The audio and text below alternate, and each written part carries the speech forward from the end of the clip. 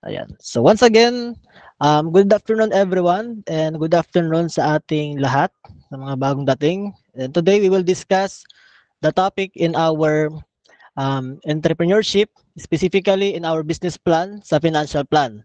Again, ang gagawin natin is from source of fund, projected startup cost, income statement, break-even analysis, return on investment or ROI, and last is payback period.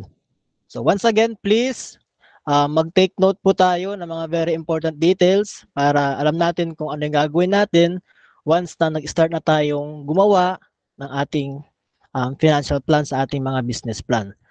So ito po yung gagamitin natin na or ito yung gagawin natin or i-discuss natin ngayong araw. So meron akong i-share sa inyo na sample business plan format para makita nyo po kung paano ba yung format. So, share screen ko ulit.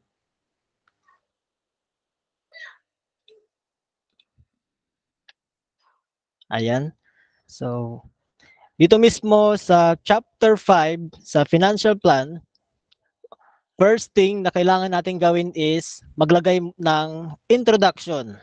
So, for example, this chapter analyze the financial aspect of the study or the business plan, which is essential for business plan to comprehend that it requires money to get started. So, ano ba yung mga kailangan? Diba?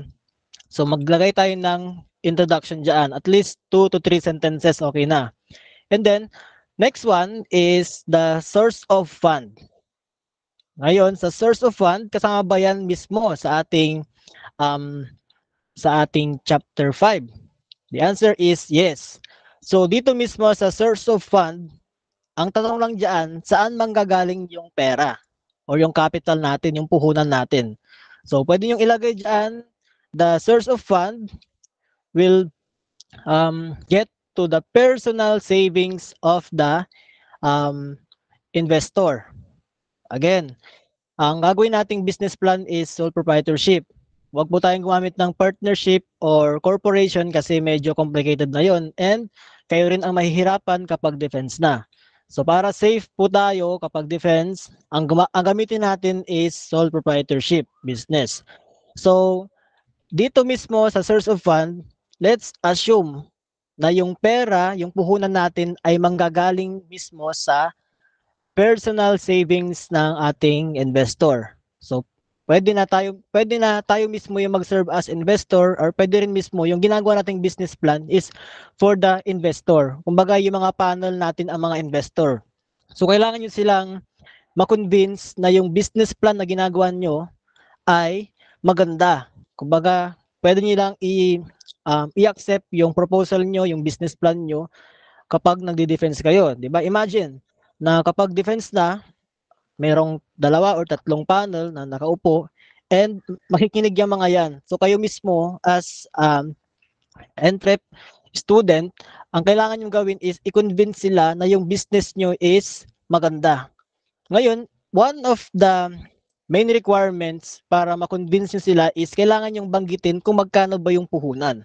So yung puhunan ng business ay manggagaling mismo dito sa source of fund. So i-mention nyo or sabihin nyo sa presentation kung magkano yung puhunan, the source of fund will be or will get to the personal savings of the investor. Ganyan. And banggitin nyo din kung magkano yung amount. So mamaya sasabihin ko kung paano makuha yung amount ng mga ito sa mga susunod na slides or mamaya. Next one, sa startup cost. Dito naman, sasabihin mo dito kung ilan lahat yung mga magagastos. Magkano yung magagastos natin kapag nag-start tayo ng business. Ganyan. And then, syempre, after mong banggitin kung magkano yung magagastos, kailangan mo ipakita yung kung paano mo na-compute. Kaya dito mismo sa financial plan, medyo sasakit ng konti ang ulo natin or ulo nyo kasi puro numbers ang makikita nyo dito. So mamaya meron tayong i-share na Excel file. Doon mismo papakita ko sa inyo kung paano i-compute isa-isa. Okay? And then yung mga yan, ito yung mismo yung kailangan yung i-include din sa papers nyo na mga kung paano nyo na-compute yung mga different accounts na mababanggit mismo sa lahat ng chapters. Okay? So lahat dapat ng mga data mismo dito sa chapter 5 ay connected sa chapter 1, 2, 3, 4. So hindi pwede na hindi connected yan. Kapag hindi yan connected, automatic gigisahin kayo ng mga panel. So make sure na kung ano yung nilagay natin from chapter 1, 2, 3, 4 na data, yun din ang lalabas mismo sa chapter 5, sa financial aspect, financial plan. Pero kapag ang mangyayari naman, kapag kailangan nyo talagang i-adjust yung amount mismo sa financial plan, kailangan talaga na yun ang nakalagay na data. So ang kailangan nyo na lang gawin is i-update nyo mismo kung ano yung nakalagay sa chapter 1, 2, 3, 4 na mga data nyo doon. So for example, sa chapter 5, nakita natin na mas maganda kung isa na lang muna ang empleyado. Pero ang nailagay mo doon sa ibang chapter, naglagay ka ng 3 or 5 na mga employees, nagbanggit ka doon ng mga cashier, production staff, marketing sales executive, and so on and so forth. Pero sa business natin, since startup business and assuming na mag-i-start pa lang yung business, so expected na ang number of employees ay mag-i-start sa it's either isa or dalawa. Dalawa or isa lang yan. Especially kapag ang business natin ay product. Okay? And then our customer is students, mga ganyan, mga employees. Hindi naman ganun kadami yung mga hindi naman ganun kadami yung mga pwede nating mabenta kaagad, 'di ba? Kasi startup pa lang, nag-i-start pa lang yung business. So hindi ka agad-agad diyan kikita ng 1,000,000. Okay? Let's be realistic and at the same time idealistic. Kumbaga, andun yung study, andun yung idea natin. But let's double check if realistic ba yung mga numbers na ito, 'di ba? Parang ganoon. So kailangan nating pagbanggain yung ating idea sa realidad. Kumbaga, idealistic versus realistic. Always remember that. Okay? Sa business plan natin, specifically sa area mismo ng financial plan. Okay? So ito mismo yung mga sample computation. Yan. And then after natin sa source of fund, kailangan nating ilagay yung mga general assumption, yung mga assumption natin, kumbaga yung mga ina-assume natin. Kasi pag binasa ito mismo ng mga panel natin, they can easily understand the numbers na nilagay nyo mismo diyan sa financial plan natin o financial plan nyo. So for example, business name, Twice Ice Cream or Twice Cream will be a sole proprietorship and the owner will be the general manager. So pwede yan. Kung sino yung general manager, siya din daw yung owner. Or kung sino yung owner ng business, siya din ang general manager para minsanan ang gastos, di ba? Another one, pwede niyong banggitin dyan kung magkano yung price ng product. For example, the price of the product is 55 pesos. Yan, banggitin nyo rin dyan. Dapat alam nyo kung magkano yung price ng product. Another one, number 3, the first year net sales of business, ibig sabihin, sa unang taon daw ng business operation, ang benta ay 800 plus or 800,000 plus, sabi dito. Pero, sa business plan natin guys, ang gagamitin natin is per month. Bakit take note? Per month na tayo. Hindi tayo gagamit ng year. Again, uulitin ko, ang gagamitin natin this time or this batch of entrepreneurship para mas realistic yung mga numbers, ang gagamitin natin ay per month. Okay? Kasi mas mas madali nating makita kung talagang kikita kayo o hindi. Sa isang unang buwan ng business operation, doon natin malalaman kaagad kung kikita ba yung business or hindi. And yun din mismo ang suggestion ng mga panel. Especially kay Dean, ganyan, kay Heads, mas prefer nila na per month muna. Kumbaga, let's be realistic. Kaya again, mas mapapadali ang buhay natin kasi hindi na to per year. Kasi per year, ang dami yung i-compute dyan. Kumbaga, madali lang siyang i-convert in a year kapag nakuha mo yung per day, per week, and per month. Kumbaga, mas pinadali kasi per month na ngayon. Another one, salary expense will start at, sabi diyan, ito, 193,000 daw. Isang taon na ito. Okay? And then, so on and so forth. So, lahat yan. Another one pala, sa pinakalas, ayan, may sabi dito, income tax is 15% in excess of 250,000 pesos. So mamaya, itong mga to, i-explain natin isa-isa. Okay? So, i-ano natin yung mga sarili natin kasi medyo dudugo ang ulo natin dito kapag hindi ka makikinig ng maayos. Okay. Another one. This is an example of income statement. So, yung mga ibang financial statement, hindi na natin gagawin yun. Example, yung mga balance sheet, cash flow statement, and statement of changes in owner's equity, hindi na kasama yun. So, ang gagawin lang natin is income statement. Okay?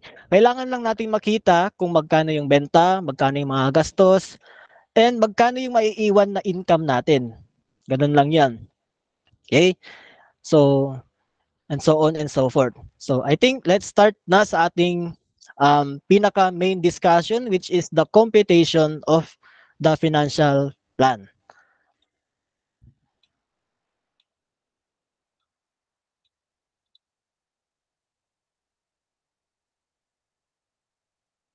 Okay, so this one is the example of the um, updated financial aspect or financial plan to be included in our business plan. So kung kanina, nakita nyo, umabot ng 100,000 plus. This time, since per month tayo, ang gagamitin natin is itong format na ito. Okay? So itong initial capital, sa madaling salita, this is puhunan. Okay? Initial capital, ang ibig sabihin lang niyan is puhunan. Magkano ba yung puhunan natin? Okay, number one question na ng mga panel. Number one question ng mga panel, how much is the initial capital or the working capital or initial investment? Yung mga ganyang mga terms. Pag yan ang tanong ng mga panel nyo, isa lang ang ibig sabihin ng mga yan. Magkano ang puhunan? So, makukuha nyo or masasabi nyo kung magkano ang puhunan kapag nag-compute kayo. So, ang i-compute nyo dito, ito mismo. Itong first three is part mismo ng product. And then, yung pangapat, yung promotional expense is for advertising. More on kung paano mo siya ibebenta. Ano yung mga activities mo for marketing aspect. Okay? And then, additional is the contingency fund, which is the emergency fund. Ito mismo ang gagamitin mo for emergency purposes. Wag natin kakalimutang maglagay ng contingency fund. Okay? And then, para makuha mo yan, itotal mo lang. So, dapat alam mo din kung paano gumamit ng formula. So, for example, paano mo i-compute mga to? Okay? Number one rules natin, dapat alam nyo gumamit ng mga formula. So, para mapadali ang buhay natin at hindi nyo na kailangan i-compute sa mga cellphone or calculator, gagamit lang tayo ng formula. For example, equals, tapos sum, SUM, and then open, and then i-click mo tong na pinakauna hanggang sa pinakababa. And then, enter. So, lalabas na yung total. So, the initial capital of this business is 16,816.15. So, ito na mismo ang babanggitin natin doon mismo sa source of fund. Okay? Sa source of fund, again, banggitin natin doon kung saan manggagaling yung puhunan niya. Manggagaling yan sa personal savings. Number 1 yun. Number 2, banggitin kung ilan yung amount. So the initial capital example is 16,816.15. Okay? Ngayon, kung ang tanong, paano ba nakukuha itong direct materials, direct labor with benefits, manufacturing overhead, and promotional expense. Paano nakuha tong mga to? So pupunta tayo sa kabilang sheet. Pupunta tayo sa color green sa notes to projected startup cost. Ayan, dito na mismo yan. Ang una na kailangan nyong gawin, dapat sa paper natin, sa ating business plan, dapat i-mention nyo, dapat mame-mention kung ilan lahat ang kaya nyong i-produce per day, per week, and per month. So, paano natin makukuha yung per week and per month or per day? So, for example, sa isang araw ang kaya nyong i-produce is 85 units of product. And then, sa weekly naman, para makuha mo yung weekly, ang kailangan mo lang gawin is i-multiply mo sa 6. Okay? Example, equals. Tapos i-click mo yung 85. Itong cell na ito, and then i-click mo yung multiply na parang asterisk. And then i-click mo yung or maglagay ka ng 6 para makuha mo yung per week mo. So lalabas na yung per week mo na 518. Ngayon, pag gusto mo namang gawing month yan, so ang kailangan mo lang gawin, same process. I-click mo yung 510 na cell and then multiply sa number 4 kasi 'di ba sa isang linggo ay sa isang buwan mayroong 4 na linggo. So matik yan na 510 times 4 is equals to 2,040. So ibig sabihin yan mismo yung total number of units na kaya mong i-produce per day, per week, and per month. Nakakasunod po ba? Nakakasunod? Yes po. Okay, good. So kapag natapos mo nang gawin ito, pwede ka na mag-proceed dito mismo sa pinaka-main computation natin. Una, first is kailangan mong i-compute kung magkano ang direct materials. Pag sinabi nating direct materials, ito mismo yung mga raw materials natin na kailangan nating gamitin o kailangan natin mismo para makapag-create ng product. So kapag wala itong mga to, hindi tayo makakapag-create ng product. So for example dito, we have here the boneless or Bunuan Boneless Bangus in Dagupan City manufacturing business. Okay? Yan mismo yung format natin. Ilagay nyo dyan kung anong pangalan ng business name. So for example, the business name is Manufacturing, ABC Manufacturing Corporation, ganyan, ilagay mo dyan. Okay? So depende mismo sa inyo yan. So again, ang una natin gagawin is notes, letter A. Si letter A, ang kailangan nyo i-compute dito is direct materials, manufacturing overhead, and direct labor. Labor cost. Magkano yung paggastos at magkano yung pasahod mo sa mga empleyado. So for example, dito, balik tayo kay direct materials dito mismo. So dito mismo dapat alam nyo kung magkano yung isang product. For example, magkano yung isang kilo ng bangus? Magkano ang isang pack ng suka, vinegar? Magkano yung 4 na piraso ng bawang, ganyan. And then yung paminta, tapos asin. And then ilagay nyo rin kung magkano yung amount. So for example, sa isang kilo, ang isang kilo daw, sabi dito, is 50 pesos. Okay? 50 pesos, tas 5 pesos, and so on and so forth. Ngayon, ang gagawin mo lang dyan, using the formula again. I-click mo yung units na ito, and then i-multiply mo kay price per unit. So for example, wala pa si 50 dyan. Yan. Formula is equals, tapos i-click mo itong 1, tapos times 50. Yun lang. Ganun lang yun. Same process, ganun din kay vinegar, garlic, pepper, tapos kay salt. So para makuha mo kaagad kung ilan yung amount, ang pwede mong gawin diyan, gumamit ka na, kunin mo tong itong i-click mo ito and then kunin mo yung part mismo doon na maliit na bilog, tapos i-drag mo na lang. Tapos lalabas na yan. Para hindi kayo mahirapan masyado. Nakakasunod po ba? Yes, sir. So, okay, i-zoom ko na lang. Ay, wala na, wala. Ayan. So, same process. So, kapag tapos mo nang ilagay lahat ng mga ingredients, yan, ilagay mo na lang kung magkano yung amount. Then, madali na lang yan i-compute. So, same process. Dito naman, kailangan mo siyang i-total kung magkano yung amount. So, equals sum, and then open.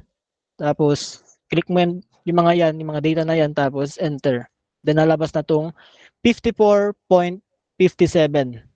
Ibig sabihin, 54 pesos and 57 centavos yung gastos natin for the raw materials. Ito mismo yan, mga direct materials natin. Okay? Next one. After mo i-compute yan, next one is, kailangan mo i-compute yung kung magkano yung mga gastos mo sa mga labor, sa mga empleyado. So sa example natin dito, sa manufacturing business, since starting pa lang siya, kung napapansin nyo, iisa pa lang yung empleyado niya. Production staff. Nakalagay dito is one head. Diba? Iisa lang. Isang manufacturing business, tapos iisa lang ang kanyang empleyado kasi starting pa lang. So say for example, ako yung may-ari ng business, tapos mag-hire lang ako ng isa na marunong mag-boneless ng bangus. Ganyan. Okay na yun. At least dalawa lang kami sa business. Then, i-compute mo lang. Yung may-ari ng business, sa general manager, no need to include kung magkano yung kanyang sahod. Okay? Huwag niyo nang banggitin diyan. Ang pinaka-safe natin dito is ay kailangan natin gumamit ng at least isa o dalawang empleyado lang. Okay? Kasi realistic dapat yung business natin. So, sabi dito, ang isang buwan daw ni production staff is 10,502. And then meron tayong babayaran na mga SSS, Pag-ibig, and PhilHealth. Ito yan, SSS, yung HDMF is Pag-ibig, and PHIC is PhilHealth. So kung napapansin nyo, sa pinakagitna is may nakalagay na total units to be produced in 1 month. Diba? So ang galing yan. Galing yan kanina doon sa kinumpute natin na per month. So lahat yan connected. Okay? So para makuha natin kung magkano ang babayaran natin, okay, or kung magkano yung mga gastos natin sa isang piraso ng bangus, kailangan natin i-compute lahat. So kung nakapansin natin, per month ang ginamit dito. Sa isang buwan, ito mismo yung babayaran ni production staff, or ito yung sasahurin niya. Ito yung gagastusin natin. Ito yung gastos natin for SSS, Pag-ibig, and PhilHealth. So paano ba nakuha yung mga yan? Dito mismo yan sa pinakababa. So as you can see, ito meron tayong wage, expense, and employee benefits. Expense. Ito mismo yan. So kung napapansin natin dito, sa wage expense natin, ang daily rate daw ay 402. So ang gagamitin po natin na sahod ng mga empleyado natin ay 402. Paki-take note po. Kasi ito po mismo yung nakalagay sa DOLE or Department of Labor and Employment. Hindi tayo pwede mag-imbento ng sahod. Kasi isa yan sa pwede nating maging dahilan para makakuha ng mababang score kapag defense. Kailangan lahat ng data natin ay meron tayo mga basis. So for example, tinanong ka ng panel, what is your basis in getting the salary of your employee of 402 pesos? So ang pwede mong isagot diyan is based on our research and according to the Department of Labor and Employment, the salary or minimum wage of the business for their employees is 402 pesos. Okay? So meron tayong link dito. Ito mismo, kung gusto nyong makita mamaya, itong file na to is ibibigay ko sa inyo. So yan, mamaya kung gusto nyo, i-click nyo yan para makita nyo kung magkano yung minimum wage per region. So sa region 1, lahat ay magi-start sa 402. Wait lang, may maingay. Ayan. And then, para makuha yung monthly, again, yung daily po natin is 202. Ay, 202. 402. And then, let's use the total number of days ng pasok ng mga empleyado natin is 26 days sa isang buwan. Yan na lang muna. So, para makuha mo yung monthly income or monthly income ni production staff, ang kailangan mo lang gawin is gumamit ka ulit ng formula. Paano makukuha tong 10,452? So, formula again, 26 times 402. Okay? Click mo lang yan and then equals. Lalabas na yung 10,452. Yan mismo yung sahod natin or sahod ng empleyado natin sa isang buwan. Para makuha naman ang isang taon, so ang kailangan mo lang gawin dyan, i-compute mo ulit, i-multiply mo sa 12. Kasi 'di ba sa isang taon, meron tayong 12 months. So ibig sabihin, yung monthly natin na 10,000 plus multiply by 12 is equals to 125,424 pesos. Yan mismo yung kikitahin ng iyong employee sa isang taon. Okay? Ngayon, one of the requirements naman is kailangan natin i-compute kung magkano ang benefits ni employee. Okay? Magkano ba yung benefits ng ating empleyado? So para ma-compute yan, hindi rin ito basta-basta na ginamit or hindi kayo pwedeng gumamit ng data na imbento. Lahat ito ay mayroong mga basis. Lahat ito ay mayroon tayong mga reference. So for example, sa SSS, sa Pag-ibig and PhilHealth, okay, meron tayo dito nakalagay, nag-provide na ako dito ng mga tables kung saan nyo pwedeng tignan kung magkano ang SSS, Pag-ibig and PhilHealth ng mga empleyado nyo para makita nyo kaagad. Okay? So going back mismo sa ating pag-compute ng SSS, PhilHealth and Pag-ibig or employee benefits ng ating mga employee, ito mismo yan. Sa SSS, okay, ang una nyong kailangan gawin is dapat alam nyo kung magkano yung isang buwan. So for example, paano ba makukuha itong SSS EE and SSS ER and SSS EC? Kapag double E, ang ibig sabihin yan is yan ang babayaran mismo ni employee. Kapag ER naman, babayaran ni employer. Again, EE or double E is employee and ER naman is employer. So wag po tayo malilito diyan. So dito mismo sa 997 and then tama 997.50 tapos 472.50 tapos merong additional 10 pesos para makuha yan kailangan mong alamin kung magkano yung per month. So pag alam mo na yung per month 10,452, then pumunta ka mismo sa part mismo ng SSS table. Okay, updated table ng SSS. Then hanapin mo doon kung saan nagre-range yung sahod niya sa isang buwan na 10,452. So nakikita niyo po ba? So dito, for example, dito sa range of compensation, saan ba nagre-range yung 10,452? Dito po mismo yan sa may part ng 10,250 to 10,749.99. Kung nakikita po natin. Pag-zoom na lang para makita nyo. And then, kapag it continues natin na titignan kung magkano yung contribution, lalabas dito sa ER and EE, nakalagay dyan kung magkano yung babayaran niya. Magkano yung babayaran ng employer at employee. Kung napapansin natin, from the range of 10,250 to 10,749.99, ang range daw or ang babayaran niya ay amount na 997.50 for employer. Okay, payment, and for employee naman 472.50. And then plus 10 pesos. So yan mismo yung gagamitin natin na data na ilalagay dapat nating ilagay mismo sa SSS area. Okay? Another one, kailangan natin yang i-compute Okay, i-compute, i-add. So para ma-compute mo yan, ipag-plus ulit. Add. So, sum 997 to 10 pesos, then enter. Then lalabas yung total na SSS natin na 1,480. Another one. Ito mismo, no need to compute no need to compute the daily. Per month na lang tayo.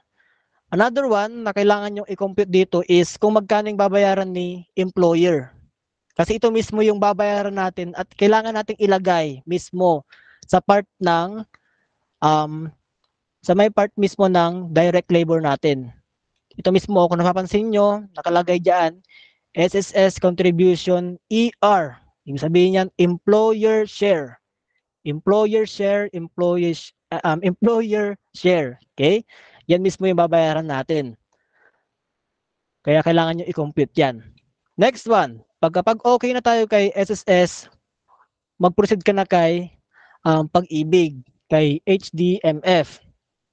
Dito, no need to compute kasi automatic yan na 200 pesos ang kailangan yung ilagay. Okay? No need to compute. 200 pesos yan, kaagad, matic. And then, i-add nyo na lang ulit. 200 plus 200, di 400. Okay? Use formula para hindi kayo mahirapan. Next one. Sa Pag-ibig naman, sa PhilHealth. Sa PhilHealth, ang kailangan natin gamitin is 5%. Kasi nasa batas yan. Nasa batas, ito mismo, PhilHealth New Premium Contribution Schedule, effective December 7, 2019. So sabi dito, kapag year 2024 to 2025, the percentage of the contribution is 5%. Yan, meron na naman tayong basis. So lahat ito may basis Pag-ibig, PhilHealth, income statement, ganyan. Lahat yan, mayroon tayong reference. So going back, dito, para makuha natin ang 5% is kailangan nating i-compute ito kay employee share and employer share. I-compute lang natin yan ng 5%. So para makuha mo tong 522.60, okay, ganito lang yan, equals, i-click mo yung monthly, and then multiply by 0.05. Okay, 0.05. Kasi nga, di ba, 5% lang ang kanyang babayaran. So, 5% ng 10,452 is equals to 522.60. Same process kay employer. Same process lang yan. And then, total. Okay, and then additional, another one is i-compute natin lahat ng payment natin kay production staff, lahat ng mga gastos natin at mga gastos niya sa kanyang mga contribution. So para ma-compute yan, ito mismo yan, 2,925.20. So para makuha yan, ang kailangan nyo lang gawin ulit, use formula equals.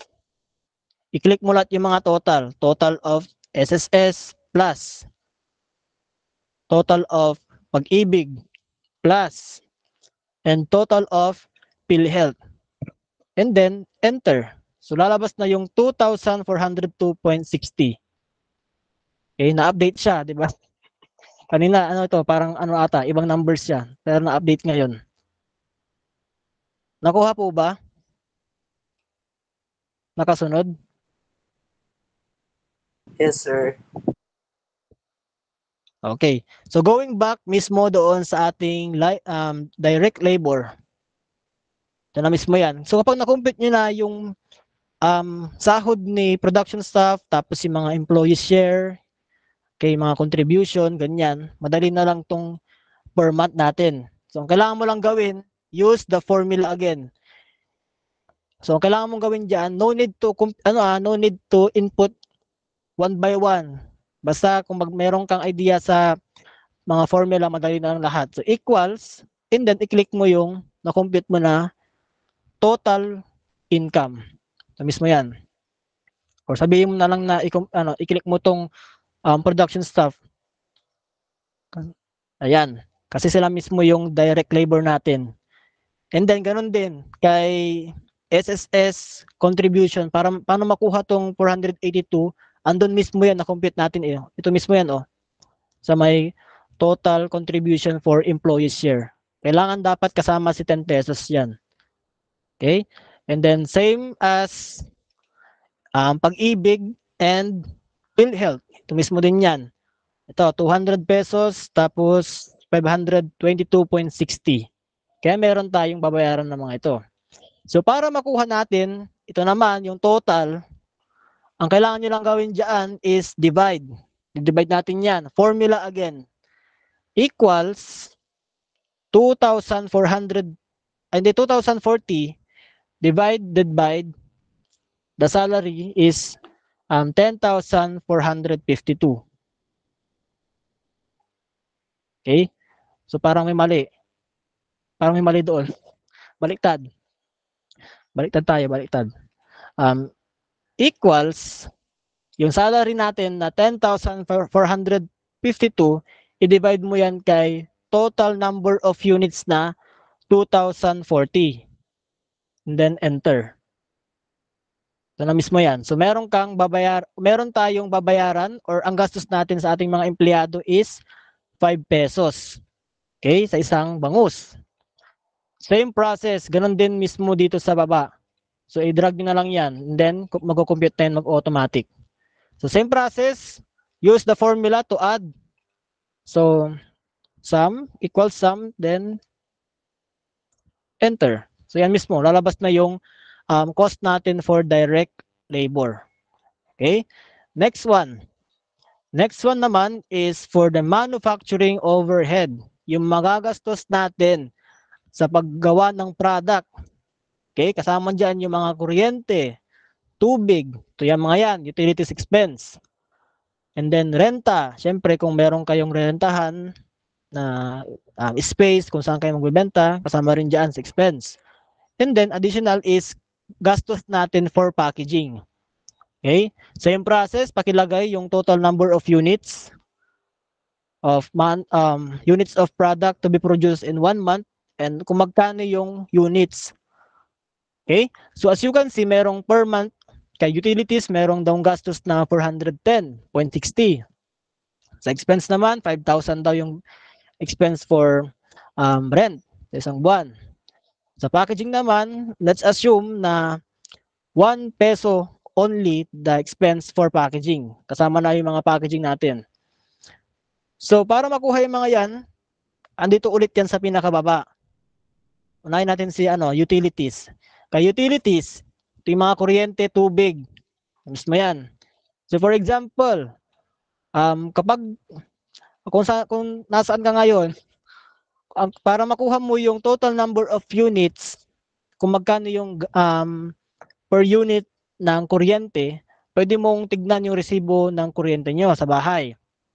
And then, i-divide mo yan kung ilan lahat yung nakonsumo. So, for example, ang nakonsumo natin is 20 kilowatts. Yan lang. And then, per unit natin is 9 pesos and 53 centavos. So, yan mismo gagamitin natin. So, 9.53 times 20 is equals to 190.60. Ito mismo yung babayaran natin na kuryente sa isang buwan. Okay? Yan mismo, example lang yan. And same as water. Ganun din. Kung magkano yung per cubic meter and magkano yung per units, kung magkano yung mga gastos natin, same din. I-multiply nyo lang yan. So, paano ba ulit? Equals 20 times 9.53. Click nyo lang yung mga cell na yan and then enter. Same process. Ganun ulit sa kabila. Okay? And then sum or itotal nyo ulit. Sum and then i-click nyo yung kailangan nyo i-click dyan and then enter and then lalabas na yung total. So, kaya mo makukuha yung 410.60. So, pag nakuha mo na, same process, maglagay ka ng equals and then ilagay mo yung kung magkano yung nagastos mo sa utilities, 410 and then enter. Yan na mismo yan. Kaya meron kang 410.60 sa isang buwan and then sa isang piraso ng bangus, ang gastos mo is 4.97. Okay? Same process kay rent expense and packaging. So kay rent expense, ganun din, kailangan mo ring ilagay dito yan kung magkano yung renta mo isang buwan. Let's say for example, 5,000. Automatic 5,000 ka agad yan. Okay? Dito naman sa may part mismo ng packaging, pwede mo namang ilagay diyan sa isang piraso ng product, 1 peso ang mga gastos. Okay na 'yon. Depende mismo sa packaging nyo kung magkano yung mga gastos nyo. Kung medyo mahal, siyempre mas tataas din yung expenses nyo. Okay? So, same process, i-total nyo din yung kung magkano yung mga gastos natin kay manufacturing overhead. Okay, para makuha tong, paano makukuha tong 6.38? So, equals, tapos sum, open, and then click mo yan. Then enter. So, meron kang makukuha na 6.38. Another one, kapag nakuha mo na ang direct materials, direct labor, and manufacturing overhead, ang next na kailangan mong gawin is i-compute mo kung magkano yung mga gastos mo sa isang product. Again, uulitin ko, kailangan natin i-compute kung magkano yung mga gastos natin sa isang product. So para makuha natin yan, gagamit ulit tayo ng formula. Equals the total points mismo, total cost natin sa direct labor or direct materials plus i-click mo yung total din kay direct labor plus kay manufacturing overhead na total and then enter. So lalabas dyan yung 66.66. Another one, dapat alam nyo din kung magkano yung markup. Okay? Paano makukuha ang markup? So another example, so nakadepende sa inyo kung ilan ang percentage. So for example, ang gusto nyong percentage is kalahati.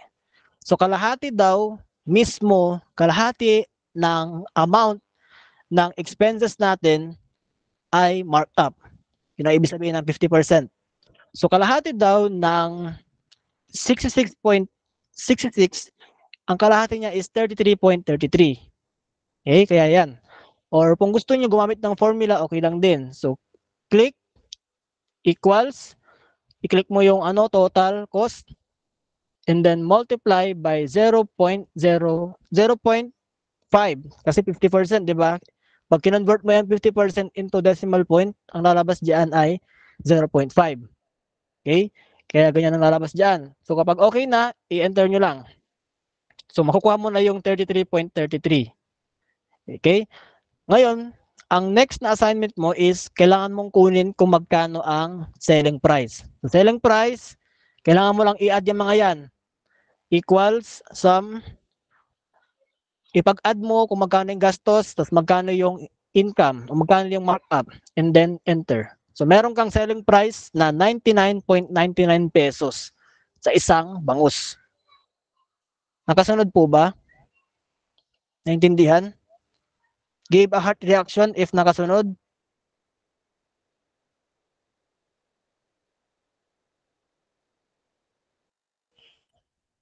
Okay.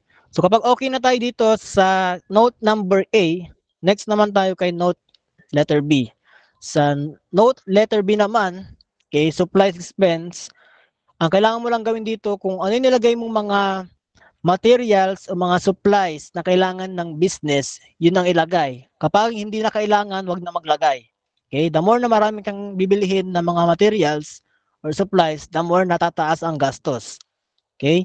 Kung kaya niyong i-minimize, go lang. Okay?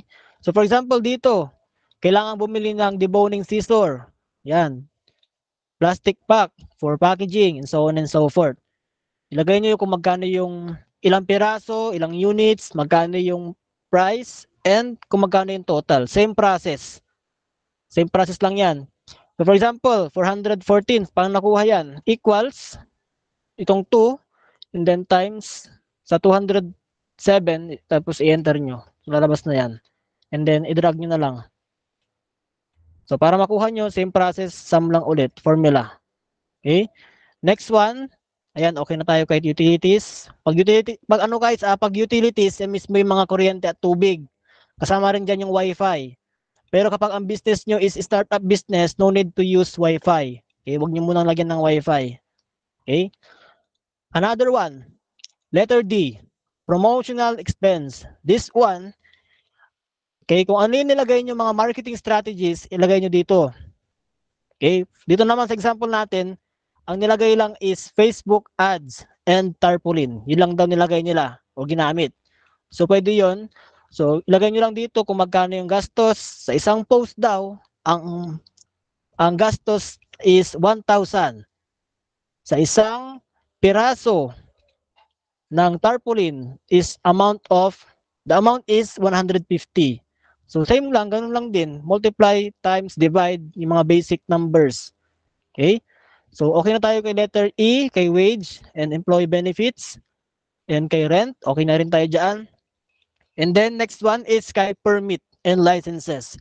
Dito naman sa permit and licenses, guys, hindi kayo pupunta mismo sa mga BIR, DTI, Mayor's Office para mag-register mismo. Okay? Ang kailangan nyo lang gawin dyan is magtanong-tanong. Tatanungin nyo lang naman kung magkano yung bayad for registration fee or registration certificate, registration, BIR, and other permits. So for example dito, ang gastos daw para sa DTI business permit, merong bayad na annual registration fee, certificate fee, documentary stamp tax is ito mismo, 500, 115. And then total niya is 615. And then for BIR registration, ito mga to example lang. Same din, annual registration fee, certification fee, documentary stamp, yan. And then compute. And then, kailangan nyo makompute kung magkano lahat ang registration and other licenses. Itong registration and other licenses, kailangan nyo pagsamahin si DTI and BIR. Para makuha nyo itong 1,230, same process, total nyo lang din, equals the value of the DTI plus the total BIR expense. And then enter. Then lalabas na yung 1,230. Okay? Another one is sa mga permit for barangay clearance, mayor's permit, business permit, sanitary, and so on and so forth. Yung mga yan, kailangan nyo magtanong mismo, magtanong kayo sa mga existing business kung saan malapit yung location mismo ng business nyo, proposed location ng business nyo, magtanong kayo doon kung magkano yung binabayaran nilang barangay clearance, mayor's permit, and so on and so forth, para ilagay nyo mismo dito. And then, itotal nyo lang. So, ganun lang kadali mismo. So, kailangan nyo lang talagang magtiyaga para magtanong kasi hindi lahat ng input nyo sa business plan ay invento. Kumbaga, dapat merong lahat yan merong mga basis. Okay na po ba tayo dito sa projected startup cost? Naintindihan? Nuggets po?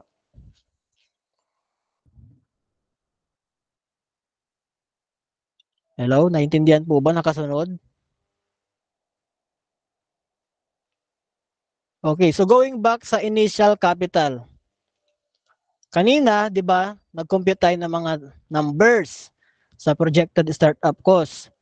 Ngayon, dito mismo sa may part ng direct materials, direct labor with benefits, manufacturing overhead, and promotional expense. Para makuha yan, babalik ka lang doon mismo sa ginawa mo na notes to projected startup cost.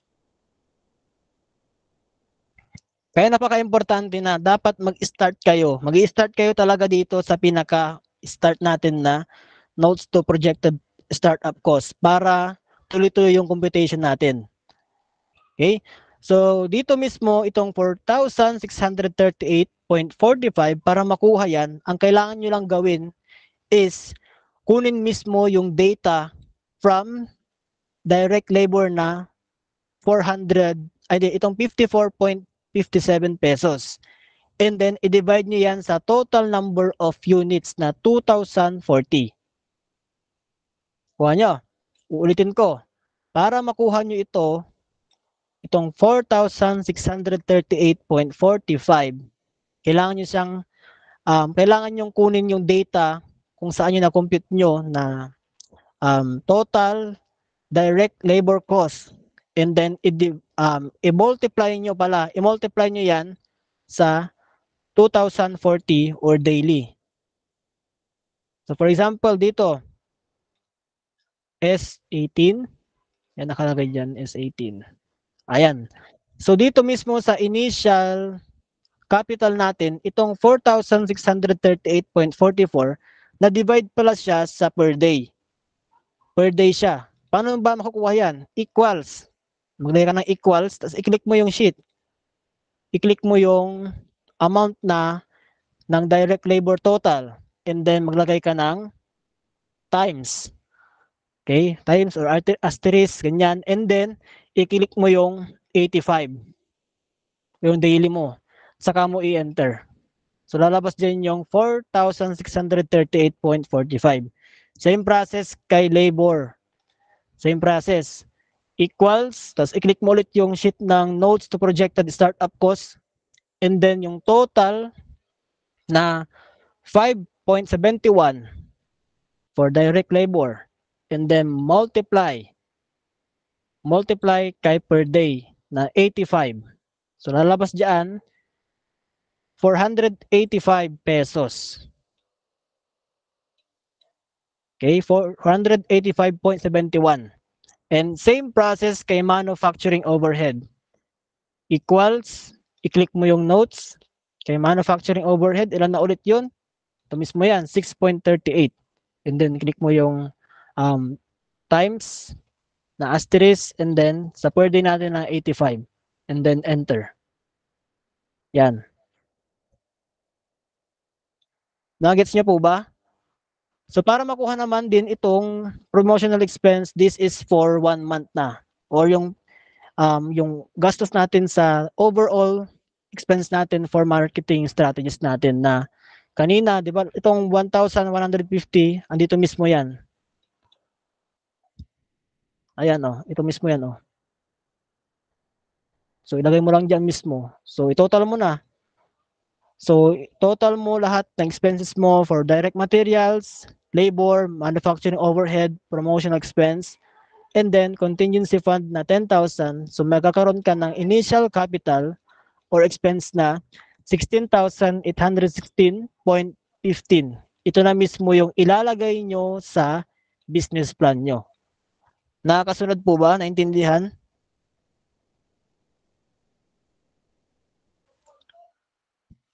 Give a heart reaction if naintindihan po, para alam ko. Okay. So kapag okay na tayo dito sa initial capital at notes to projected startup cost, ang susunod naman is income statement. O, di ba? Sunod-sunod, madali lang. Di ba? Madali lang. Madali lang, no? So kanina, di ba, nag-compute tayo ng mga data. So yung data doon, gagamitin natin yun to compute the income statement. Okay. So kung napapansin nyo, as you can see, yan, ito mismo yung format ng ating income statement. So 2 buwan ang kailangan nating i-compute. 2 buwan. Yung isang buwan, madali lang yan kapag na-compute mo na yung first month o isang buwan. Unang buwan. Ayan, kung napapansin nyo, meron tayong net sales. Pag sinabi nating net sales, ibig sabihin yan, malinis na benta. Okay? Nabawas na yung mga kailangan ibawas ng mga tax diyan, yung mga VAT, 'di ba? Tapos cost of goods sold, gross income, and then yung mga expenses natin, and so on and so forth. So isa-isahin natin 'yan. So kailangan nating pumunta kay notes to financial statement or notes to income statement. Dito mismo, ayan, itong mga notes natin, ito mismo yung computation natin. Kumbaga ito yung solution natin para makuha tong mga data natin from income statement. Okay? So para makuha mo yung mga sagot na ito, kailangan mong mag-compute. So the solution should be input in the area of notes to income statement. Okay, number 1, solution from the area of sales. Sa sales natin, ilan lahat ang total number of units na gusto nating mabenta sa isang buwan? 'Di ba nabanggit natin doon 2040. So yung 2040 yun mismo ang ilalagay natin dito. And then kung magkano yung price ng product. Kung magkano yung price 999.99, 'di ba nabanggit doon. And then itotal mo 'yan. Para matotal mo 'yan, 2040 times 99.99 is equals to 203,000 pesos. Okay?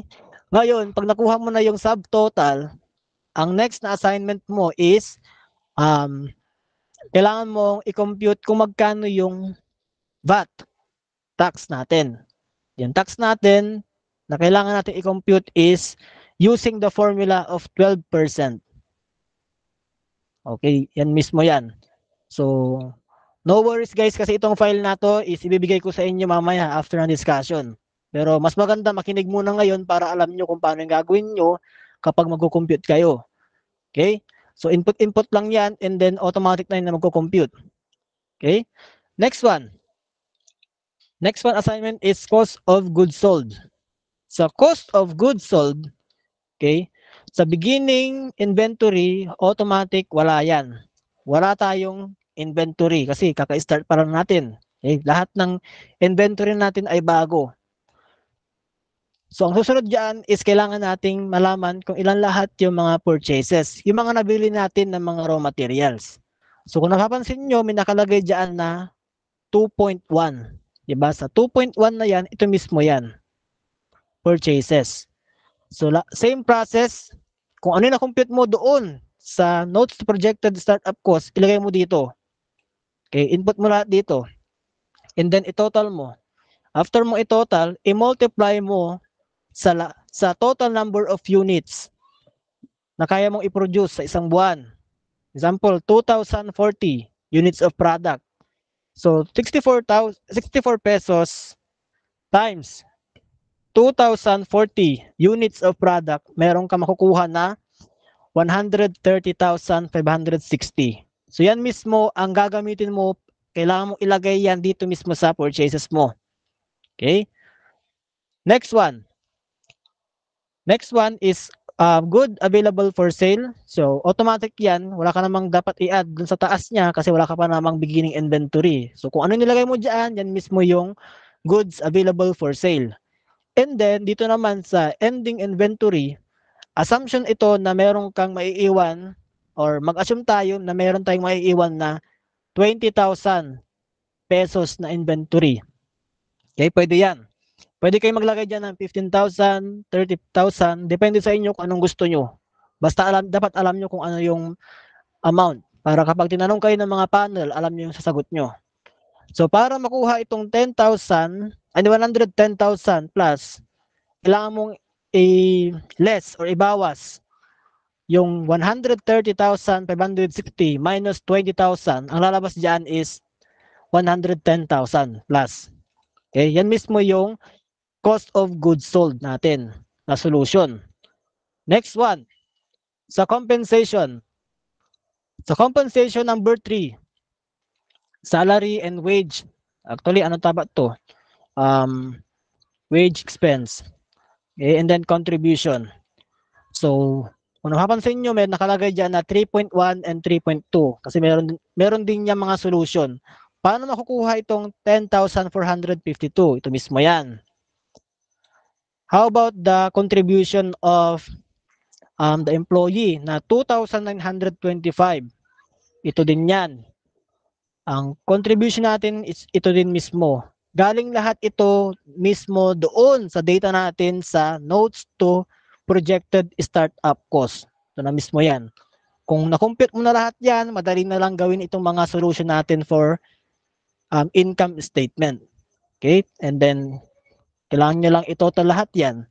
Same process, ganun din kay supply expense, kay rent expense, utilities, advertising, permit and licenses, and so on and so forth. Diba? Kung napapansin nyo, madali na lang. Diba? Madali na lang i-compute kasi na-compute na natin dito mismo sa notes to projected startup cost. Andito lahat. Lahat ng data nyo, lahat ng data na nilagay nyo dito sa notes to startup cost ay gagamitin nyo sa lahat ng computation nyo from initial capital, sa income statement, at sa pinaka-solution nyo na notes to financial statement. Okay? So, pagtapos nyo lang gawin yan, okay, ang kailangan nyong gawin is bumalik mismo sa income statement. Sa income statement, ang kailangan mo lang gawin dito is equals lang lahat yan. Equals, add, minus. Kaya dapat alam niyo yung mga basic of formulas kapag sa mga Excel. So for example, sa net sales. For example, paano ba makukuha tong 182,000 plus? Para makuha yan, maglagay ka ng equals. I-zoom nyo na lang, paki-zoom na lang please. Equals, tapos pumunta ka sa my notes to FS, and then i-click mo yung solution mo na number 1, na net sales. I-click mo yung cell na yan, and then enter. Then lalabas na si 182 dyan. Same process kay cost of goods sold.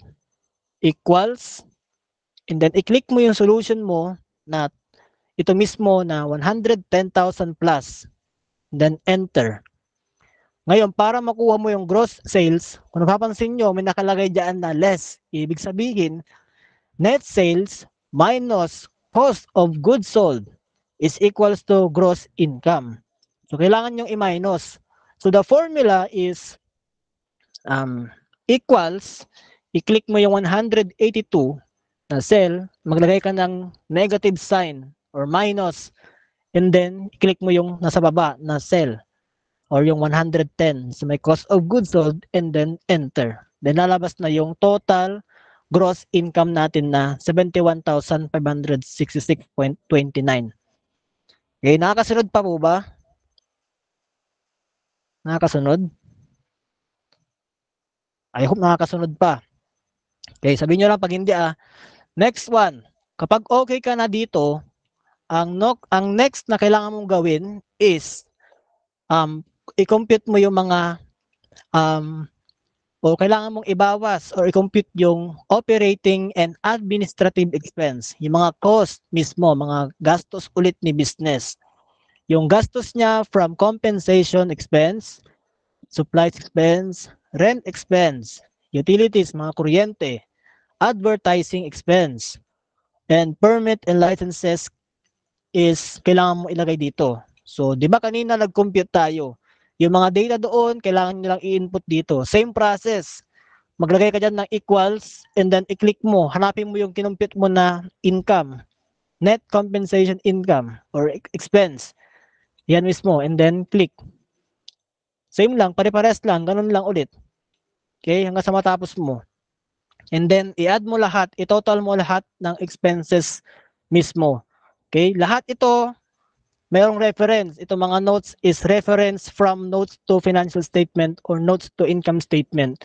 So, kaya nga sabi ko sa inyo, ito mismo yung pinaka-solution nyo para madaling magawa yung income statement. So, madali lang yan kapag magawa nyo ng maayos sa pinaka-start. Again, so kailangan nyo i-compute. Pagkatapos mong i-compute itong total expense, okay, kailangan nyo ibawas ulit. Yung kanina na gross income na naiiwan, kailangan nyo i-minus o ibawas yung total expense natin na 22,000 plus para makuha natin itong operating income before tax. So para makuha yan, equals. And then gross income minus the total expense na 22,000. Then lalabas na dyan si 49,163.43. Okay?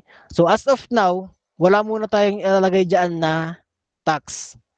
Kasi sabi dito, maglalagay lang tayo ng tax kapag umabot tayo ng 250,000 pataas. So since hindi naman tayo umabot ng 250,000 plus dito na income sa isang buwan, ibig sabihin wala muna tayong babayaran na tax. Okay? So kung ilan yung naiwan dito, yan mismo yung income statement natin or yung net income natin. Kung magkano yung pinakamalinis na income natin. Kung kanina, meron pang gross income, hindi pa yan malinis. Kumbaga, meron pa tayong kailangan ibawas. Ito mismo yung mga expenses natin. And then after nating ibawas yung mga expenses, ang maiiwan dyan ay net income. Kaya meron tayong net income sa isang buwan sa first month of business operation na 49,163.43. Okay po ba tayo dyan? Naintindihan? Nakasunod?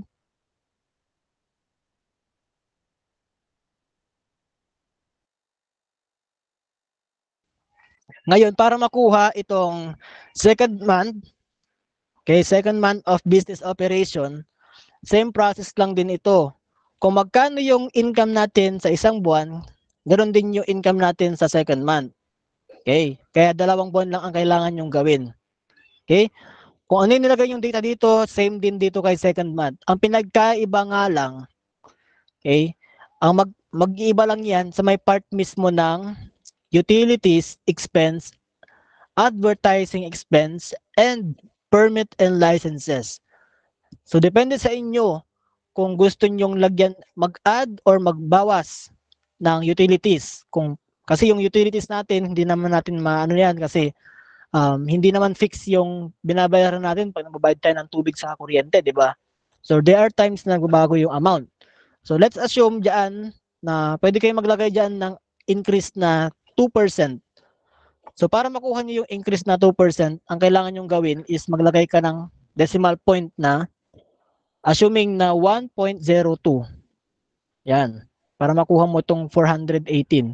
And then sa advertising expense naman, let's assume na for the second month, hindi ka muna gagastos ng boosting at hindi ka muna gagastos ng tarpaulin. Alam nga naman, every month ka magpuproduce ng tarpaulin, di ba?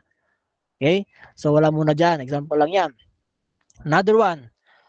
Sa permit and licenses is this kind of expenses is good for 1 year.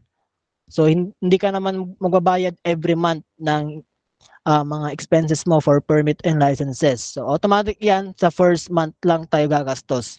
And for the second month, third month, and so on and so forth, hindi ka nagagastos ng mga permit and licenses. Kaya zero dyan or negative. Or walang nakalagay. So same process, total, and kung ilan yung pinaka-total na net income. Kaya meron kang income statement for first month and second month of business operation. Okay? And then also, don't forget to include or edit the assumption. Itong mga to. Itong mga assumption natin, kailangan itong isama, i-input din ito. I-copy-paste nyo mismo sa inyong business plan sa chapter 5 sa financial aspects, financial plan. Okay? Pero don't forget to update this one kapag may nagbagong data mismo sa income statement nyo. Okay? Naiintindihan po ba? Okay na po ba tayo sa income statement?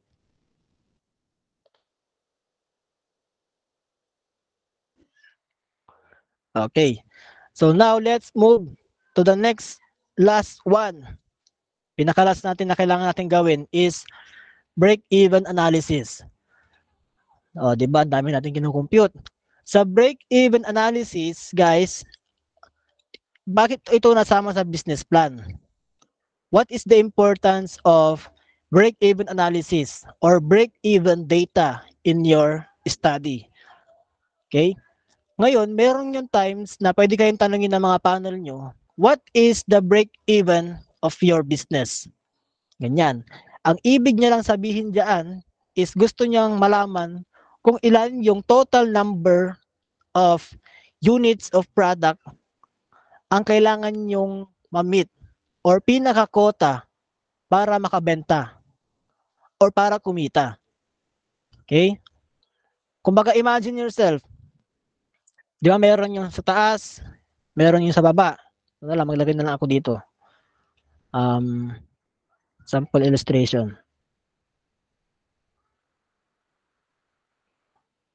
Ayan, green and then red. And then sa pinakagitna is, sabihin natin na kulay blue. Itong kulay blue, this is the break-even point na tinatawag. Ngayon, ito yung pinaka-quota. Ito yung quota nyo. Dapat malampasan nyo itong number na ito, itong benta nyo na ito, para kumita kayo. Kasi kapag hindi nyo na-meet yan, isa lang ang ibig sabihin, lugi. Dito mismo, gain or may revenue or income. May income ka dyan. And dito naman sa red is losses. Kumbaga, ito mismo yung data. For example, meron kang milk tea shop and ang break-even mo is 50 units of product. Dapat ang mabenta mo sa isang araw, dapat lampas. Kapag 50 units of product ang nabenta mo lang, ibig sabihin, wala kang income, wala ka ding, hindi ka kumita at hindi ka rin nalugi. Kumbaga, nagpagod ka lang. Ganun lang yun. Okay? Kaya dapat, ang mabenta mo sa isang araw, sabihin natin na 65, 70, ganyan. Ang mabenta mo para meron kang income. Pero sa kabaliktaran, kapag hindi mo naabot ang 50 units of product, ang nabenta mo lang is 35, 30, 25 units of product, ibig sabihin yan, hindi ka kumita. Nalugi ka ngayong araw. Ganun lang po yun. Naintindihan po ba?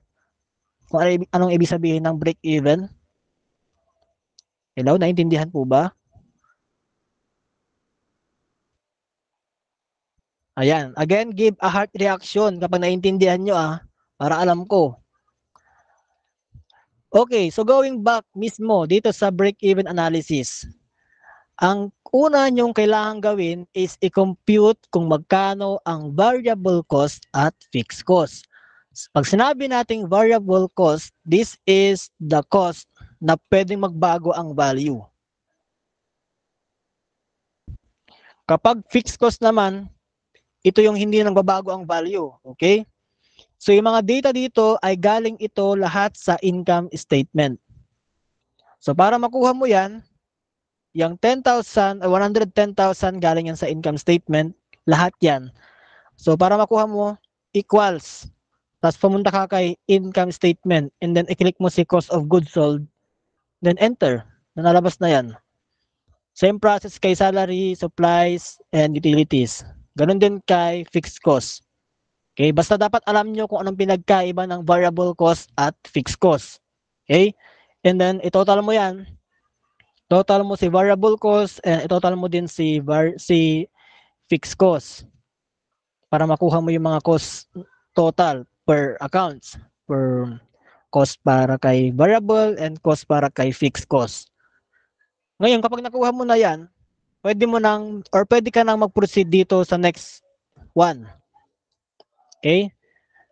Next one is you need to compute the break-even analysis specifically dito mismo sa part na to. Okay? Kung napapansin nyo, nakalagay si sales. Kapag nakalagay si sales dyan, ito na mismo yung format natin no need to change. So sa sales natin, equals mo dyan. Equals, then hanapin mo yung sales mo. Ito mismo yan. And then enter. And then variable cost, na-compute mo dito mismo sa part na to, click mo yan, and then enter. Ganun lang. And then sa contribution margin, para makuha mo yan, minus lang yan. 182,000 plus minus 122. Then lalabas itong 59,000 plus. Ito mismo yung contribution margin natin. And next one is the fixed cost. Yung fixed cost na yan na 10,600, ito mismo yan. So same process. Equals, then click mo yung 10,000 plus. Then, yun na. Diba? Another one. Para makuha mo tong 49,000, kailangan mong i-minus or i-less si contribution margin kay fixed cost. So, contribution margin na 59,000 minus fixed cost na 10,000 plus, tas enter, dinalabas ito. Okay, nakasunod po. Naintindihan kung paano kunin ito? Nakuha po ba? Hello, nakuha po o hindi? Ayan. Next one. O, di ba? Malapit na kayo maging accountancy. Okay. Next one. Kunting push na lang. Malapit na matapos. Sa weighted average contribution margin ratio, okay, kung ano yung data na nakuha mo mismo dito sa break-even, yan mismo yung gagamitin mo to compute the ratio. So, 59,000 plus na contribution margin ay manggagaling mismo dito. Okay? So, para makuha mo yan, equals, or i-copy mo na lang, ganyan, copy. And then, divided by the net sales. Itong sales natin, equals, the sales is 182. Yan. Ngayon, para makuha mo naman itong percentage natin, or ratio, kailangan mong i-divide. Again, contribution margin divided by net sales. So 59,000 plus divided by 182. Then lalabas na yung percentage na 32.85%. O, di ba? Di okay ka na dito kaagad. Next one, ganun ulit. Kay average or weighted average contribution margin per units naman ang pinag-uusapan. Okay? So next one, same process, kunin mo yung data from the contribution margin and then total number of units to be produced na 2,040. And then divide mo lang yan. 59,000 divided by 2,040 is equals to 29.33. Okay? Yan mismo yan. Next one. Next one is break even in peso. This one naman, kung kanina contribution margin ang ginamit natin, ngayon yung value from fixed cost ang gagamitin natin. So the fixed cost is 10,660 and then divided by the total number of percentage na nakuha natin kay weighted average contribution margin. Kanina, na ito mismo yan, oh. Yan, 32.85. Ayan, i-divide nyo lang yan. 10,660 divided by 32.85, makukuha mo itong break-even sales in peso na 32,453 pesos. Okay? And last is the break-even sales in units. Units na. Lapit na matapos. So, fixed cost, same. And then divided by the average or the weighted average contribution margin per units na 29.33. Okay, na 10,660 divided by 29.33, makakakuha ka ng break-even sales in units na 663.51 or 364 units of product. So, ibig sabihin, sa business mo, kapag manufacturing business na bonus bangus, ito yung kailangan mong ma-meet na quota. Ito ang total number of units para masabi natin na kumita ka. Pag hindi mo na-meet itong 364, ibig sabihin lugi. Pero kapag na-meet mo yan, nalampasan mo, ibig sabihin yan, meron kang income, meron kang gain, meron kang revenue, at kumita ka. Okay, yan po yung ibig sabihin ng break-even analysis na kailangan yung ilagay mismo sa business plan nyo. Okay po ba tayo dyan? Nakasunod? Nakasunod po? Okay. Okay, for the last one. Sa return on investment. In return on investment, para ma-compute ito, ang kailangan nyo lang gawin is kunin nyo yung net income sa income statement and then i-divide nyo lang yan mismo sa ating cost of investment or yung initial capital natin. Divided by.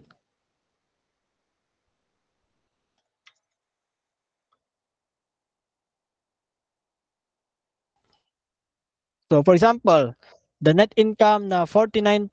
Saan magaling yan? Dito yan mismo sa income statement natin. Ito, 49,000. Okay? And then, saan galing tong 16,000 na ito? Galing din ito mismo sa projected initial capital na 16,000. So, lahat yan connected talaga. Okay? So, ang kailangan mo lang gawin dyan, i-divide mo. So, net income na 49,163.43 divided by cost of investment or the initial capital na 16,816.15, ang makukuha mo dyan na return on investment or the ROI is 292.63. Yan po mismo yung ating return on investment. So, sa part mismo ng payback period, kung napapansin nyo, di ba, yung puhunan natin na 16,000 ay bumalik na kaagad sa first month pa lang. Yan mismo yan.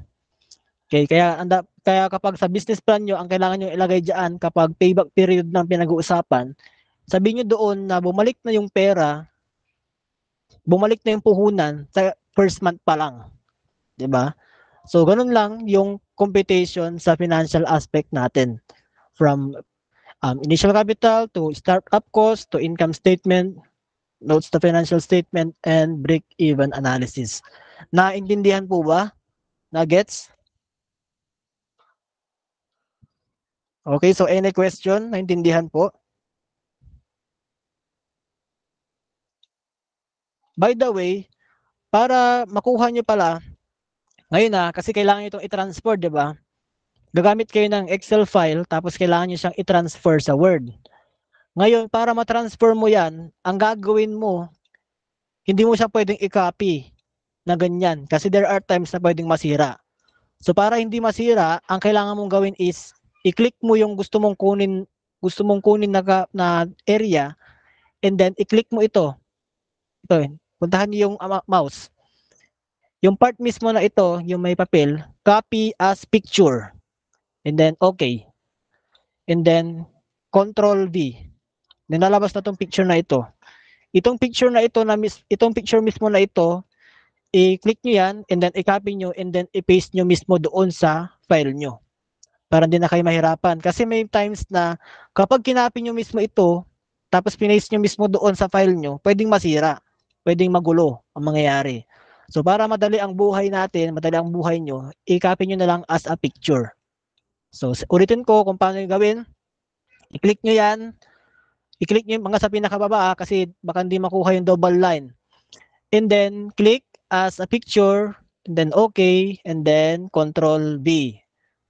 Paste nyo. Tapos i-click nyo yung picture na yan, and then i-paste nyo mismo kung saan nyo gustong ilagay. Same process kay projected startup cost, and then income statement. Okay? Pero ito mismo, itong assumption natin, dapat i-copy nyo ito mismo as hindi mismo naka-table. I-copy nyo ito mismo doon mismo naka-word.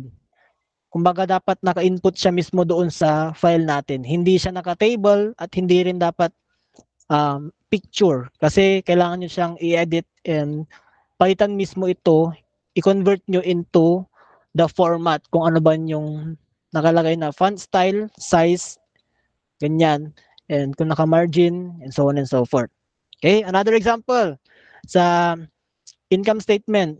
Yan, i-click nyo lahat yan. And then copy as a picture. Okay. Then Control V. Dinalabas na to. And then i-click nyo yan and then i-paste nyo mismo doon sa kung saan nyo gustong ilagay. Okay po ba tayo dyan? Naintindihan? Any question? Yes po, sir. Okay, so I hope